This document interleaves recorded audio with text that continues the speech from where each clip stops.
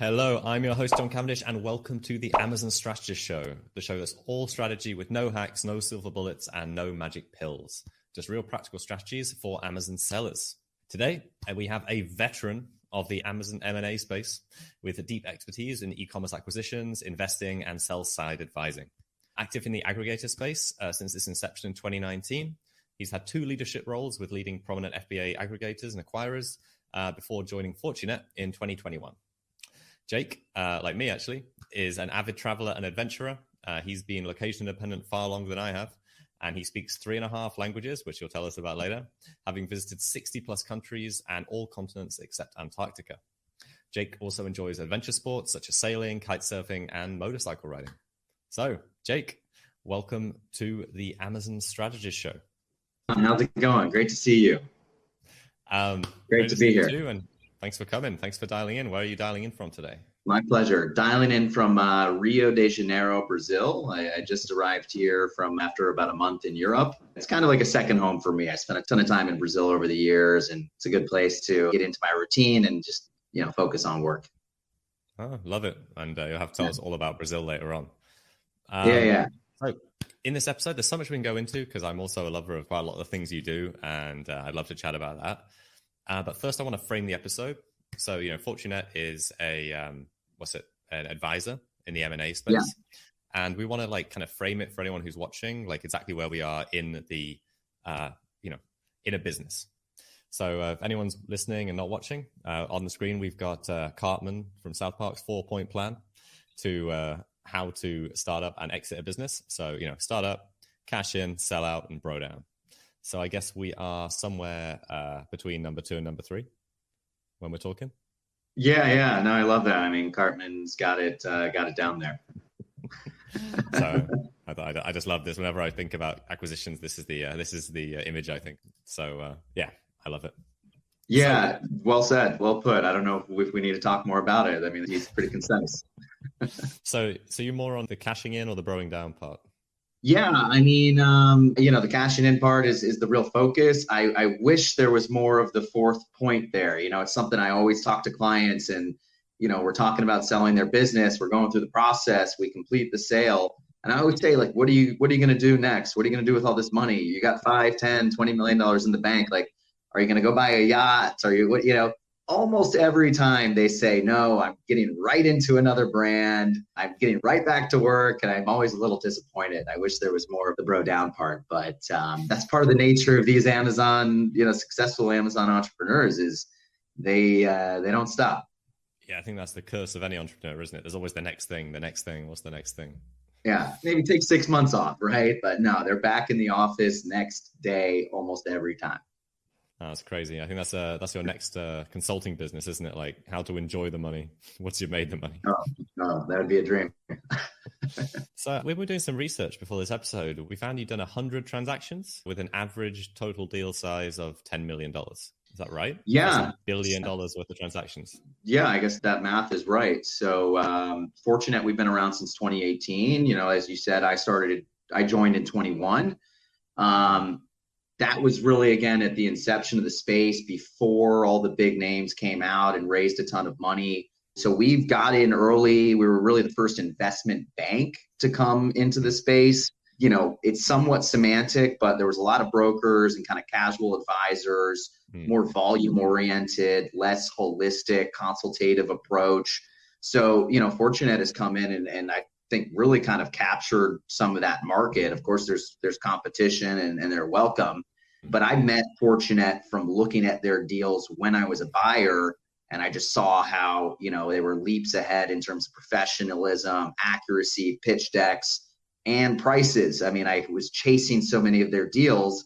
They always got way too expensive, so we never won them. I thought, okay, if I'm going to, switch sides and work with sellers, which is more of my passion, then might as well go with the best. We're doing a bunch of deals. It's super fun working with these entrepreneurs, and it's a lot of work, of course, but it's fruitful all around. Love it. Yeah, I love it. We love working with business owners as well. The coolest people to work with.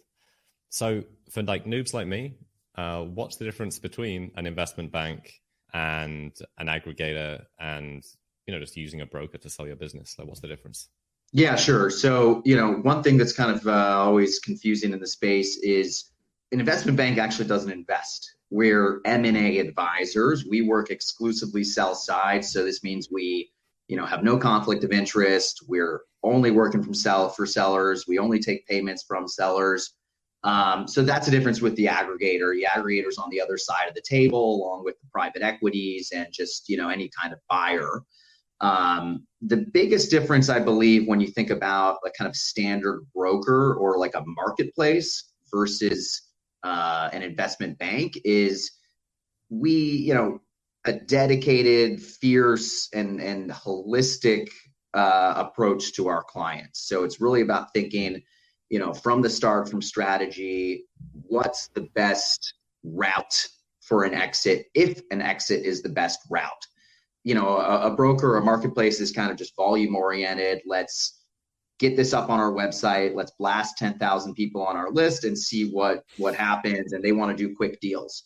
We start with really thorough analysis. Each client of ours has 5 people on their deal team, experts in e-commerce law, investment banking, finance, e-com operations. There's a bunch of nuances there I'm happy to dive into, but it's really, more in depth, more focused on the seller and what's their best outcome. And yeah, I'd say like quality over quantity is maybe the simplest way to put it. So you're very targeted about who you work with. Yeah, we probably reject about 80% of potential clients, and that's not because we don't like them and we don't wish them all the success, but we want to make sure that it's, first of all, an asset that can be sold. So there's a lot of reasons why it can be difficult to sell a business. For example, if it's declining, or if there's like black hat activity, lots of reasons why we'll tell clients now is not a good time for you. Maybe we can help you formally or informally to get the business ready for a sale. Maybe you could sell it today, but you'd be leaving a lot of money on the table, and you should wait 6 or 12 months because you're in this hyper growth curve. But yeah, like we're of course, aligned in terms of the performance of the sale. We want to make sure that we can sell the business, and we want to make sure that it's going to be the right outcome for the seller. So yeah, we're, pretty picky there. And, in today's market, you kind of have to stay focused. Yeah, I get that. So how do you charge? Yeah, we're purely performance based. So it's a commission on the end valuation. It depends on the deal size. The bigger the deal, the lower the percentage. But we'll work with some folks 12, 18 months ahead of a sale, investing hundreds and hundreds of hours. And we only get paid when and if it's a successful transaction. Very cool. So who are your buyers then? Like not most obviously, but like, do you have a majority type of buyer, like PE or aggregators, or who's buying these businesses? Yeah, it's kind of like 3 buckets. So, aggregators, of course, this is a huge part of the market. You can't ignore it. I don't think any advisor or even a broker wants to be exclusive to aggregators. I'd say that's one bucket.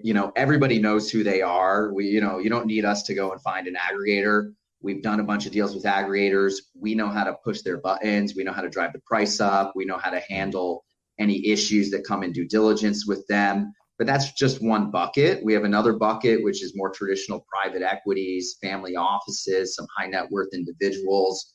A lot of them are, very interested in Amazon assets right now. They might take a different approach. Maybe they're category focused, and Amazon stores, e-com stores are just one part of a category approach. They're buying tech and maybe services and rolling it up into kind of a category platform. And then there's strategic buyers. So thinking about potentially competitors or big retailers in the space who might want to acquire you to capture more market share on Amazon or jumpstart their e-commerce operation. So we've done deals with all 3 of those types. Those are fairly broad categories. We want to include as many relevant buyers in any sale process. Relevance important. They have to be appropriate, someone who could actually be interested. They have to be well-funded, able to execute on the transaction. But you want as many relevant buyers as possible so you can heat up competition. We'll often negotiate with 10, 12, 15, bidders at once. super orchestrated process, getting them to bid up against each other over and over again. But they have to be relevant, and you have to be coordinated in that approach. So yeah, your question, I'd say aggregators, PEs, et cetera, and strategics. We like to include them all. I'm super interested in the strategic side because I don't know anyone personally that's exited to a strategic buyer. So what's the difference there? Like what kind of, I guess, multiples are people getting? And like, I know you can't go into very many specifics, but like, what can you share about any of those deals that you've seen? Yeah, like a strategic can sometimes be like the holy grail. Like everybody is dreaming of like a 10x revenue based strategic acquisition. Strategic acquisition doesn't always mean it's going to be like some crazy multiple like that.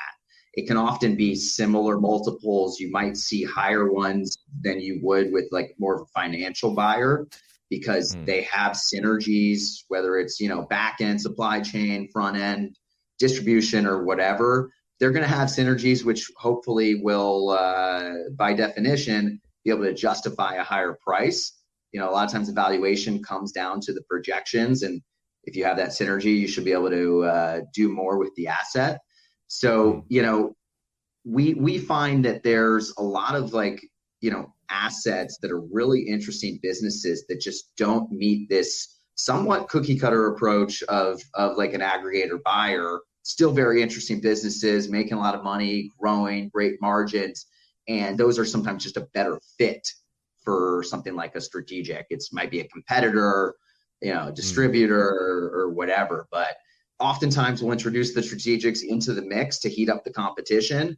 The buying process with the strategic can be different. They might take longer and all of that. So if you're looking for maybe a really quick deal, they might not be the best fit for you. But if you can introduce them to heat up competition, that can also serve you well to close a deal with, whether it's that PE or aggregator. No, that's really cool. And when you're talking about competition, does that mean that like as their representative, you're like hitting up their competitors in the space? Yeah, definitely. So, we've sold companies to direct competitors on Amazon.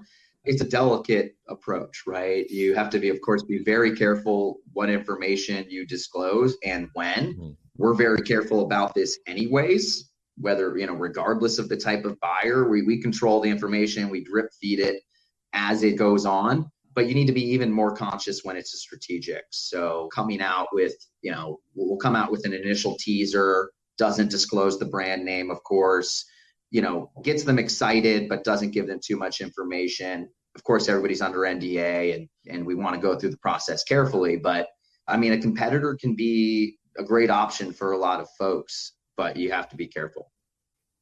I can understand that. So back like 4 years ago, multiples when people were selling their business, maybe 2.5 to 3.5x. Then last year, I don't know, what was it, 4 to 6x? What's going on right now? And like, what do you think the future holds? 4 years ago, if you paid 3.5, I would have thought that was crazy. Like I had deals there that it was like people were asking 3x, and you're like, nah, man, you're crazy. Like we'll give you 2.5. And we'll throw in a bonus if it works out. So it's been a wild ride when you think about multiples, and it's been such a short ride. So we saw even as early as like 2020, 2 to 3, they started ticking up 3 to 4. When we saw like maybe second half of 21 was, I would say, maybe peak craziness in the space, 10 billion raised by 100 aggregators, private equities, all these buyers getting in. We were doing deals at Fortunet that were like 4 to 7x cash up front. So most of the time when people cash up front, most of the time people talk multiples, they include earnout and these contingent payments, which not guaranteed, and ask like 9 out of 10 sellers, they didn't get paid that earnout in 21, whether it was the operator, whether it was supply chain, PPC, like it was a bit of a bloodbath. But, we closed deals at 7x cash up front. I'm happy to share more about like which, that kind of profile. Not every deal was done there, but we saw 4 to 7 up front. What we see today is, I'd say, like a bit of a tick down, but not what I would call a buyer's market. We see buyers being more selective. I think they're learning what makes for a good asset. they've made mistakes and maybe they're more focused. But when we see the quote unquote good assets, the folks that are growing, that are sizable, that have good margins, that have good brands and categories, we still see these going, cash up front, 4, 5 plus. So these are transactions that have been closed in the last month, LOIs that are being signed today. We see processes where we have 10, 12 bidders, serious bidders, going at it now. So, okay, maybe an asset that would have sold for 6x is now selling for 5x cash. Still compared to 2019, 2020, I mean, that's double what you might have paid, or 80% higher what you might have paid than then. So it's harder to sell like the mediocre businesses. But if you have growth and margins and brand in today's market, there's still a ton of interest. I love it. That's super cool. So I guess with the way the market's going, and I guess nobody really knows the way the market's going, but with high inflation, still a lot of cash around, but the view of pain coming, what's your opinion on selling now, keeping businesses? What are you advising people to do? Yeah, it's a tough call. Down, or are they holding on? It's a tough call. Like, I certainly think that if all of the factors, personal and business align with the sale, and that's what you want to do, then it's still a good time to sell. We still see, a lot of interest. It's a narrower criteria than it was maybe a year ago, like I said, when you could just sell anything. So you have to meet those criteria on the business standpoint. You have to have a personal desire to sell as well. I think a lot of people were just caught up in the mania. Maybe they didn't want to sell, but they got an offer for what they thought was way more than they ever would have imagined when they started their business a few years ago. So they sold. But I think you have to align with those, is the business ready? Is it in good shape? And, do you want to sell, or do you want to continue growing? The market's still there. We'll see what happens. Inflation can kind of be a double-edged sword. So, I know that's tough for folks. People are starting to raise prices successfully. We see this. We'll work with people doing like ASIN level analysis of profit and saying, hey, let's try a price increase here. Inflation's tough. Maybe your costs are rising, but at the same time, the year over year growth can kind of look artificially inflated by those numbers. So you might see growth that's inflation related, which can reflect well, ironically, in an M&A transaction. Yeah, super interesting. And is that affecting the buyers, and where are the buyers getting the money from? Is it debt that they're worried about interest rates changing on, or where are they getting this cash from?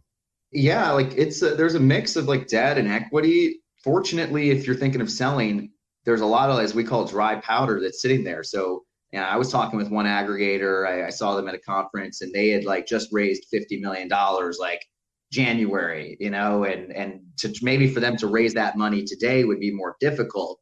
The market with VCs is different than it was then, but they had raised the money, say, okay, we're good to go. Like, we're good to go at least for the next year. They still need to acquire businesses. So a lot of them have money ready to deploy, and we still see money coming in. I think there's something like $2 billion raised so far this year. There's still activity happening. So there's more money than there is businesses still, but buyers are more careful and more selective, and, rightfully so. Yeah, it's interesting, isn't it? How like everything seems cyclical and everything changes overnight when nothing actually has changed. And people like, they're rightfully more selective or not rightfully more selective, but everything's making money, but it changes within 6 months. And that's always happened. Nothing's ever lasted for apart from the last bull market for 13 years. But most of the time things don't continue forever, do they? They don't. And it seems like so obvious after the fact that, these changes come in, right? Like, you think, this is so obvious, but I'm always thinking ahead, like, what's the feeling on the street today? And that's usually like behind, right? Like, it's usually a backward looking indicator. So, when we see all this, what seems like blood on the streets and everybody predicting the downfall of the aggregator industry, now, a few months after some of these high profile news incidents with the aggregators, it seems like, okay, actually, like, things aren't as bad as people might have thought. Like, market seems healthy. People get over it quickly. Yeah, it's good, isn't it? Yeah, I heard a lot about that. And people are still surviving right now. People have made the cuts they had to make and let go of some of the hires who seemed like they were stupid hires in the first place. So I think it's a Yeah. good time to cut back and make things make sense. You don't need a graphic designer in the US or like 40 of them. Yeah, yeah. Like I was talking to somebody who actually had had an offer from one of the large aggregators that's been kind of high profile with stuff. And this is recently, so I said, "Oh wow, they're still hiring. You know, they're let go 20% of their staff." And he said, "Yeah, I mean, they're being more strategic. They exactly what you said. They realized that they just were filling bodies. They don't need to do that. They're expanding teams in Asia. You know, they're becoming more like real sellers rather than just an acquirer." So, Yeah, okay. just unlimited money. Yeah. Take some unlimited money. So if I had an FBA business and I was coming to you, what's some stuff I could do to make my business like more beautiful and sellable? Yeah, sure. We look at it kind of in like two buckets. So there's what I call kind of compliance, buttoning up the business, getting it ready for a sale, making sure, like corporate structure and like tax implications are thought of, looking at intellectual property. Like there's so many deals we've seen that have collapsed or almost collapsed because of trademarks. There's a guy in China sitting on your trademark. You didn't realize it. They can ban exports. Maybe you're selling 10% in the UK. You don't have a UK trademark. These things take time to do. Buyers want to see that. So there's kind of this compliance orientated activities, just making sure everything's buttoned up, ready to go. You got your finances in order. We think this is super important because it gives you flexibility also. Things change. If you have something that takes 6 months to resolve it now. So you have that flexibility. So if in 8 months you want to sell, you can just kind of go at it. And then there's like the growth oriented stuff. Like, are your margins good? Are your margins growing? Like, is the business growing? Is the business reliant on just new SKU development? Or are you seeing, your older SKUs continue to grow?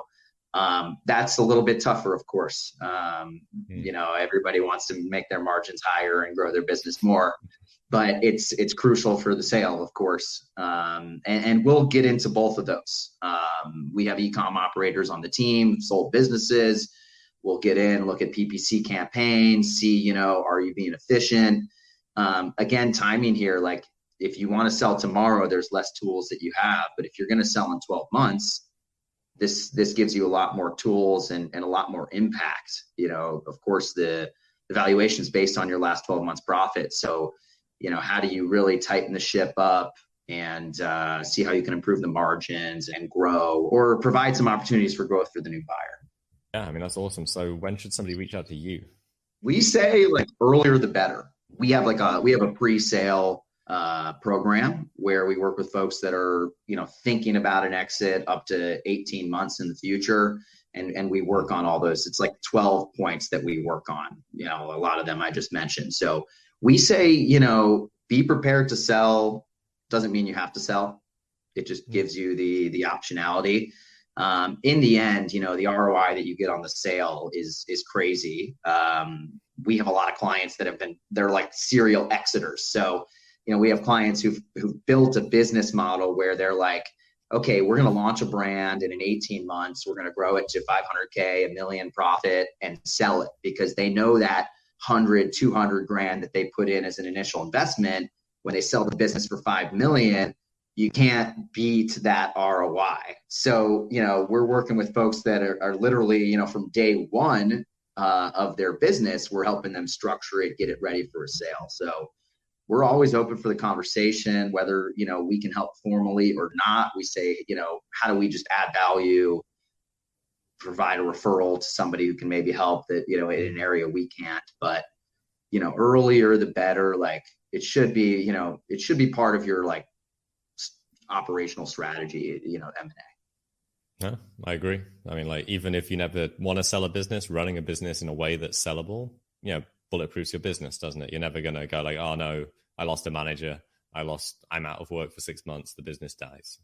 Yeah, it's true. And like, we see this all the time where people aren't really like looking at enough detail, like on an ASIN level. And we say, we do an analysis. We're like, hey, like you have a bunch of ASINs that are losing money, like, or operating at like a 4% margin.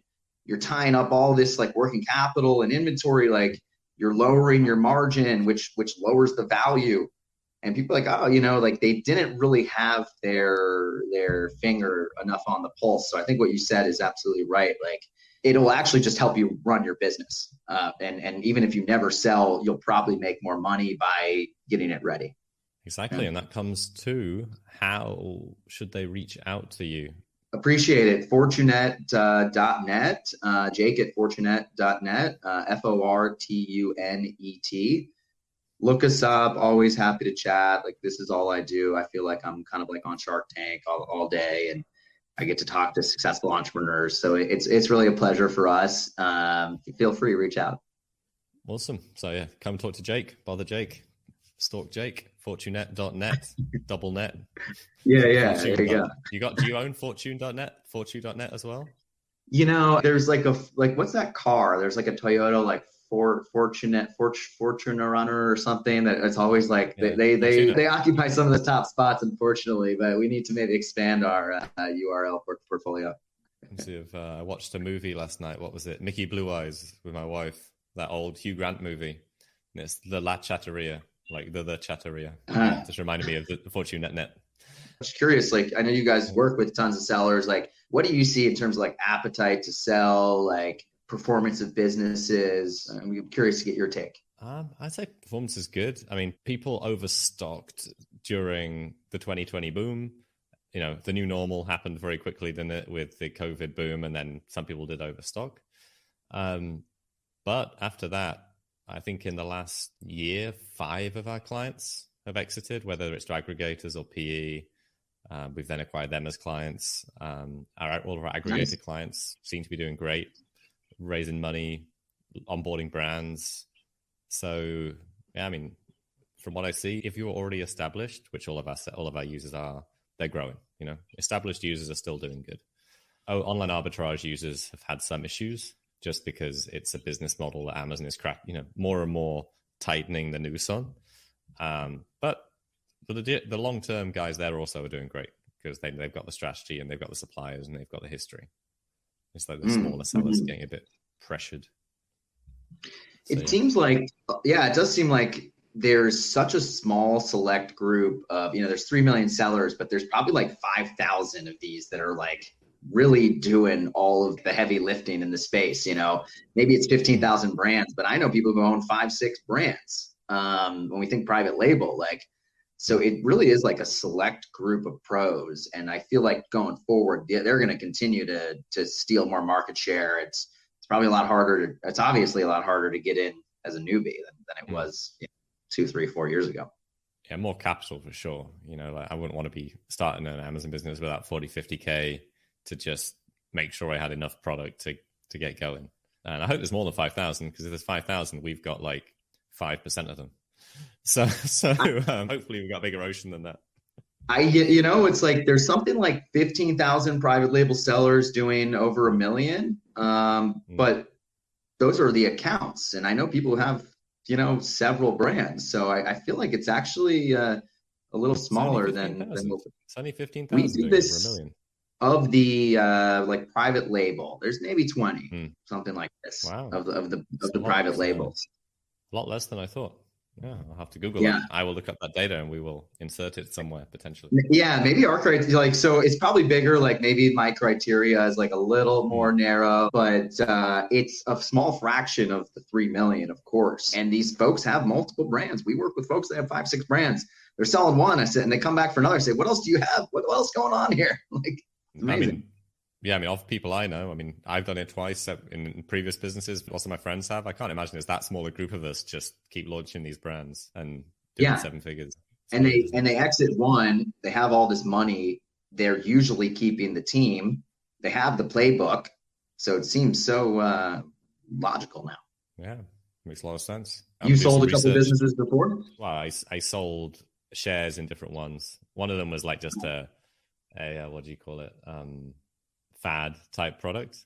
We did weighted blankets during the time that they were getting big. It was great. We sold 100K in the first 2 weeks that the SKU was brand new, and it was great for a little while until all of the manufacturers came in and diluted the average price from $200 to $65. So It was all right. We made some money. You were able to sell that one though? No, not that one. That one we just ran it into the ground. And then I sold shares, and I sold majority of my other business. Gotcha. It was a UK company, and back in the day, it's still more difficult, isn't it, to sell? You have to do a share sale of a European business, and back in the day, it was even harder to do that. It's a pain. It's a pain in the ass. I've been telling people, like, I know I work with a bunch of like Eastern Europeans, these Romanians, Ukrainians, and I've been telling them for years, like, set up your US LLC and here's just a basic structure. And now, like, I was telling this 2-3 years ago, and now we're doing a bunch of the deals, and they're like, yeah, we followed your advice. It makes for the transaction so nice and easy. Like selling a German or a UK LLC, it's going to detract value. Yeah, for sure. So I learned lessons just like anyone else. If I restarted now, knowing what I know in the time I started, I'd be a far richer man. Well, you can always have more. Yeah, for sure. What would you tell a seller, since you have that perspective? Like, what would you tell a seller of like how to think about an exit? When's the right time, and what can they do?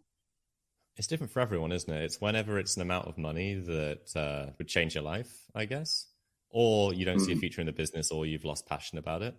I would tell somebody to work with someone like yourself to cover their asses legally and check the agreements to make sure the earnouts are legit and that they're going to actually get paid out.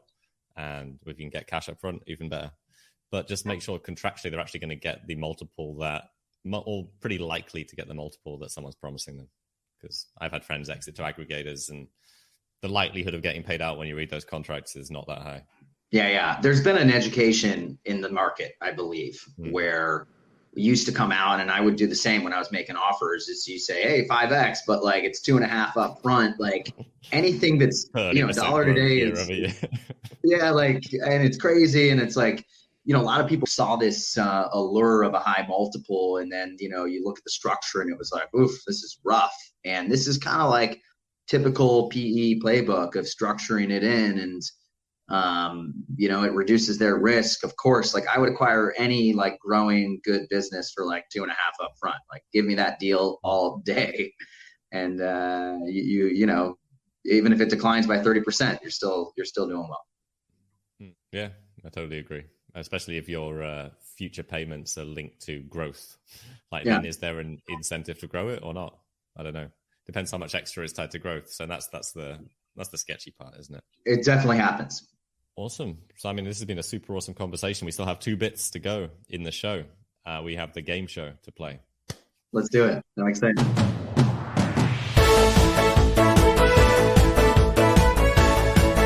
Here at the Amazon Strategist Show, we want to give back to our listeners. So if you're watching the replay of this, which you will be because it's not live, below and in the description is a link. In that link, you can enter to win this prize and also be entered into the prize draw for every future spin. So go and sign up to that link and you can get entered into this. Very kindly, Jake has put forward a no obligation M&A audit of your business financials and feedback tips on steps that your brand can take to make more money when you sell. No brainer. You should definitely do it if you own an Amazon business. And if you're in the sales process, they'll review the offer and make sure that it makes sense for you. Also on our wheel from previous guests, we have Amped, AMPD. They'll give you a free campaign review and in-depth optimization, and they can talk to you about Google Ads. We have a free 1-hour call with John Elder from Black Label Advisor. We've got some subscriptions to refer us on so that you can, whether it's 1 month, 2 months, I think 3 months got taken last time, so he lost that one already, to use for micro-influencer marketing for your Amazon products. We've got some Zon Guru Business Health Check. We've got 20-minute calls with ANZ Clever, and we have a consultation with Z. So a lot of stuff on the wheel. Maybe we'll spin it a couple of times today because we're accumulating. And, there's some good value there, some of my favorite people in the space. Am I eligible? I don't think I'm eligible to win any of those, right? Well, we'll see what it lands on. Okay. We'll see if I can get it to you. All right, ready? Let's load up the wheel. And here's the wheel. That was pretty smooth. All right, so Jake, you are in control of the wheel. What you have to say is no. You're not in physical control of the wheel. Oh, okay. I was like, I'm on my phone here. I was gonna go for it. I got excited. Verbal control of the wheel. You have to say, spin that wheel. Spin it.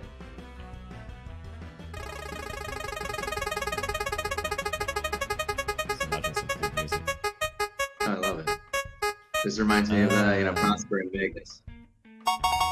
Oh yeah, we should definitely have some of this in Prosper. We have $1,000 of bookkeeping credit from Nathan Hirsch of Econ Balance. This is a great one. Yeah, $1,000 free is great.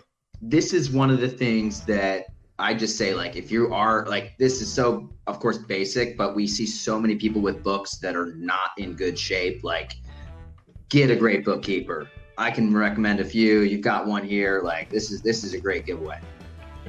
That's really cool, and we have a lot of stuff on the wheel. So let's try and spin it again. Jake, you want to spin it again? Spin it.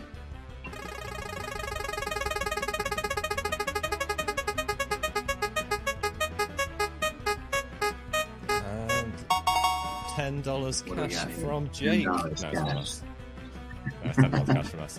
So, whoever got the second one, you get $10 cash. We will be sending you some kind of gift voucher because we're actually going to send you cash. Probably for Amazon if you live in the US. Because I'm sure that you're spending money on Amazon 24/7 like I would be if I was in the US. Apply it, let's try to get it applied to the PPC. Try and get it applied. Order yourself a crate of Bang. It seems to be the most popular drink in the US at the moment. I see it everywhere. Are we spinning one more time? What do you think? All right, if you really want to. Okay, you can be our first ever 3 spinner. Dude, I could do this all day. Let's spin it. Yeah, let's spin it. Spin it. So cash. We've only got a limited budget for the podcast. To get a sponsor. This is an expensive episode. It is an expensive episode. How much are we talking? $100 cash. $100. Okay, so this is going to be a very popular episode, I think. We should have a total. Like, we should actually put that in the description. $1,100, $1,110 available on this episode. Enter below. Cool, thanks, Jake. Best ever job spinning the wheel. So, my pleasure. The final section of the Amazon Strategist Show is our rapid fire question section. The rules of the rapid fire questions is they are rapid fire, and they're questions. So you just only give one answer. So one word answer, and you've got to answer quickly. Okay. Are you ready? Bring it on. Yeah. So, Jake, what is your favorite Amazon niche? Love beauty. Love beauty. That sounds like an interesting niche. Beauty. Yeah. If you could choose no pictures, no reviews, which would you pick? No pictures. Name a country that starts with the letter J. Jordan. Which Amazon marketplace is the next big opportunity? India. Pineapple on pizza? Yes or no? No. Name something appealing about working from home. Pajamas. Working in my pajamas. No doubt. Google ads or Facebook ads? Facebook. And name something you'd hate to find swimming around in your bathtub. I'd say a baby alligator. I would hate to find that too. All right. Very good. Thanks, Jake. Thanks for playing along. And thanks for dealing with our technical issues during that. So, if people want to contact you, stay in touch, stalk you online, where's the best place to find you? Yeah, Fortunet.net. Like, check us out. Jake at Fortunet.net. If you want to reach me, you can add me on Instagram, but don't let the travel pictures deter you. But yeah, I'm on all of them, like Facebook as well. Feel free to add me. But email's great. WhatsApp. Jake. Yeah. But yeah, I mean, always happy to chat with sellers. You don't have to win the wheel spin for us to take a look, give you our thoughts, no obligation. We love looking under the hood, any size, whatever. Feel free to reach out. Like, we're here to lend our expertise, add value in whatever way we can to the space. So yeah, please reach out. You can let them know behind the curtain they don't need to enter the competition. And now we're going to have to delete this episode, Jake. No, I'm joking. All right. Thank you so much, Jake. And thank you for adding so much to the industry and helping people actually make more money selling their business, because that is, super, super cool. And if you do have any issues, anything you can need support with in Amazon Seller Central, please reach out to Seller Candy, our business. We'll be more than willing to do the same, help you figure out whether we're a good fit to fix whatever's going wrong in your Amazon Seller Central account. That's sellercandy.com. That brings us to the end of another show. Please like, subscribe, rate us on all the platforms that you see us on, wherever you're listening to us. I listen on Spotify. Until then, I'm John Cavendish. This is Jake, and thank you for being on the Amazon Strategist Show, Jake. Thanks a lot. A lot of fun.